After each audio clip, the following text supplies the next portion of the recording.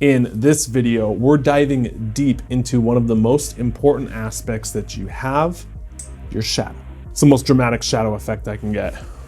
Maybe that. Most people think that there's three parts of you: the mind, the body, and the spirit. But if you really think about it, why don't most people get the changes that they want? People focus on their mindset. You watch videos like this, you read books, you meditate. People focus on their body, you follow health and wellness, you go to the gym maybe, you eat clean. I don't think it's three things. I actually think it's four things: mind, body, spirit, shadow. Once I started working on some shadow work and some inside stuff that I didn't really want to look at, I noticed that my life started to change, and here's why. Let me turn you around for this. Nice, we still have it from the other video. I explained this in our recent video, and we'll cover it briefly, and then I'll give you at the end of this how to actually start doing shadow work so you can see the benefits for yourself, okay? We don't always become our highest goals, the highest vision we can envision of ourselves.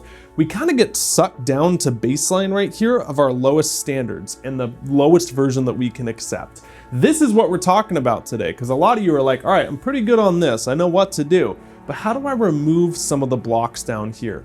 If you don't do this, if you don't do what we're talking about in this video, what's gonna happen is you're gonna set some goals, you're gonna make some money, and then your shadow side's gonna kick on, it's gonna suck you down, and so that's why most people have pretty much the same income their whole life or the same savings. You know, I read that 75% of Americans are like 2 paychecks away from bankruptcy, probably even more now since the pandemic. What is the shadow? Let me actually take you over to the library for this.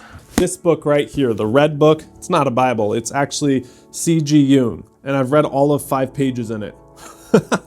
Probably, I don't know, this thing is so dense. Jung, if I'm correct, studied under Freud. Sigmund Freud, who's like, you know, the most well-known psychologist of all time. They said that the parts that don't get resolved in us, you had a bad experience, you had a bad relationship, you had things from childhood, they still affect you until you resolve them. Think about it. If you had parents growing up that fought a lot about money, maybe they even got divorced, you're gonna have security issues moving forward. Or if you had even recently like a bad relationship, a bad breakup, you got cheated on, well, you're gonna have abandonment issues moving forward if you don't resolve it. So my point is that normally it's as a child, but it can be recent as a young adult or even as recent as like last week. These things that we don't deal with, we suppress down. And just like you're doing a trash compactor, right? When you put trash in there or a trash can, those things don't go away by shoving that trash down if it's getting full. It just pushes it down deeper and it still affects it, right? And so that's what shadow work is it's looking at some of the stuff that we don't even realize we have, that we've shoved down deep and that we're still carrying around, and by definition, we're still affected by. It's important to also say that every intention that we have, okay, and you might be saying like, oh, shadow, that sounds kind of negative. Well, every shadow side has a positive intent. Okay, just like if you weren't included, so you have abandonment issues, the positive intent of the abandonment issue is so that that doesn't happen again, so that you are part of the group, so that you are included, right? So behind every negative action, there is a positive intent. And the goal of the shadow work is to look for that positive intent, reframe it to yourself as an adult, really heal it, acknowledge it, so you can move forward. It is amazing how well this stuff works. I just completed a 6-week coaching program where I was teaching a small group of like 10 people.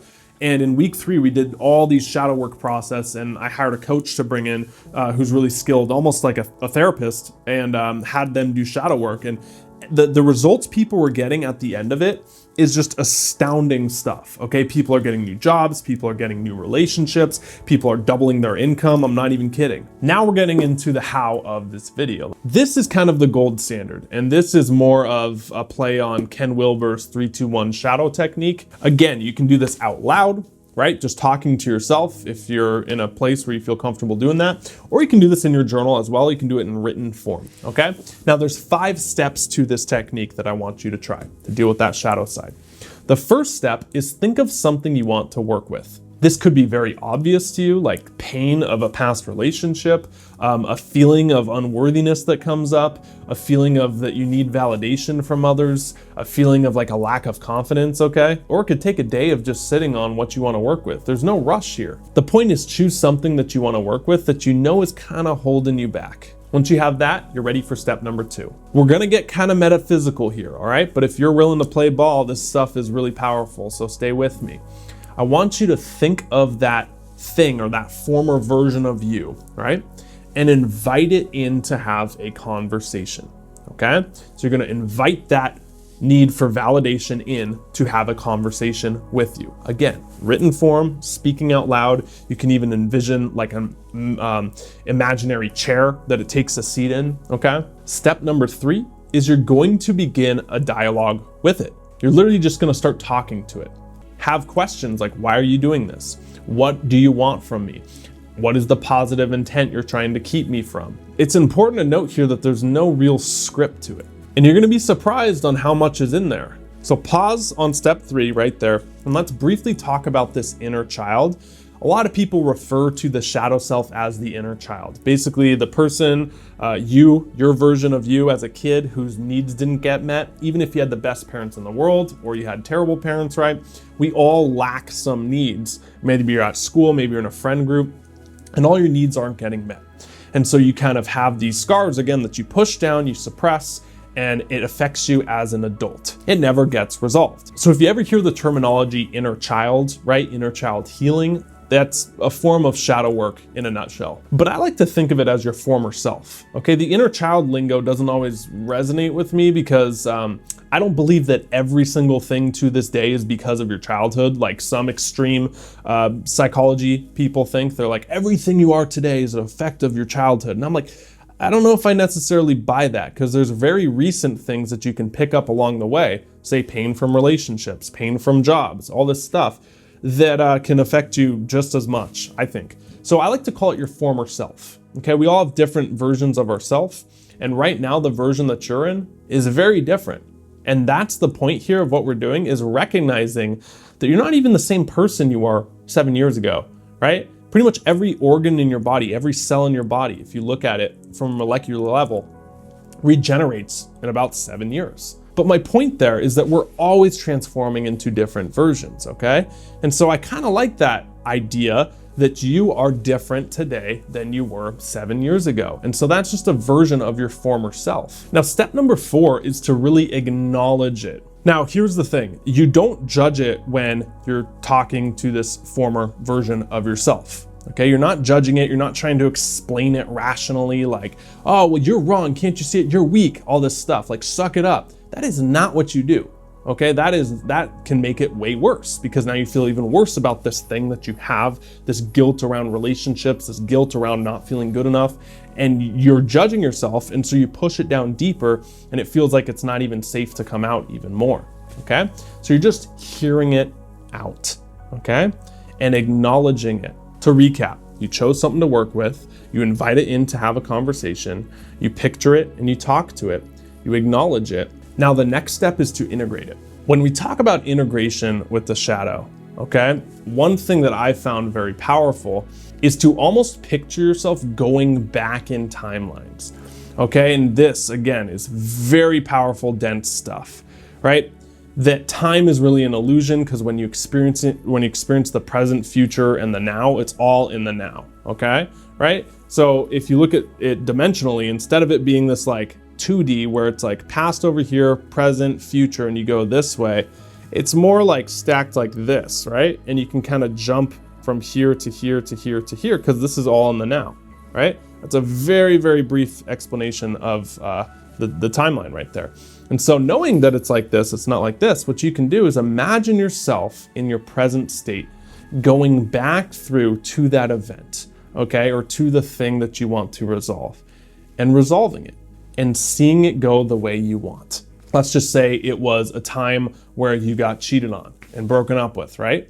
Well, can you see yourself going back to that event and all the pain that you had when that happened, the conversation you had, and really comforting yourself and giving you the validation, giving yourself the support that you need, that maybe your friends didn't give you at the time, that maybe you didn't have any coping skills to deal with at the time, and literally giving yourself all the resources that you have now to deal with that and heal and walk yourself from that past self to the current self and basically say it's okay.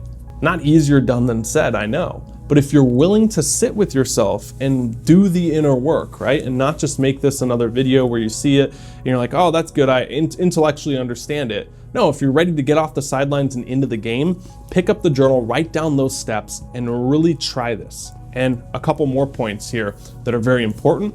There's no right or wrong way to do this, okay? There's more efficient ways to do it, and there's faster ways to do it, I guess. But even if you don't know all the steps, you don't have to go through like 15 YouTube videos and read like 20 books to understand this stuff, to make it work. Okay, you just don't. If you want to, that's fine. But I find that people who intellectualize things to a certain level, it kind of overwhelms them to even take any action because they have all these rules now. So if this is your first time doing it, get excited because you have the benefit of not having all these different rules that you got to follow to make it work and make it this big complex process so you don't do it, right? So congrats, now you're ready to do some shadow work. Let's recap. Again, you don't become the highest standards, you become the lowest habits that you fall to. And if you don't resolve this, most people just stay at a baseline there. There's the shadow side of us, which is pretty much all the stuff that we throw in the trash, that we repress down and we shove it down deeper and deeper, but it doesn't get rid of it. So it comes up. We project it onto others, or we don't deal with it and we need to escape. Or we carry it around with us and it weighs us down. It lowers our vibration. So shadow work, although it sounds kind of heavy and, in a sense negative, why would I look at the negative aspects of me? It frees you up to go higher, okay? It makes you take the weights off so you can lift up.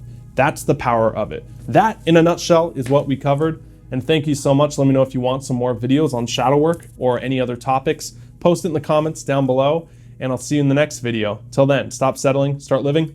See ya.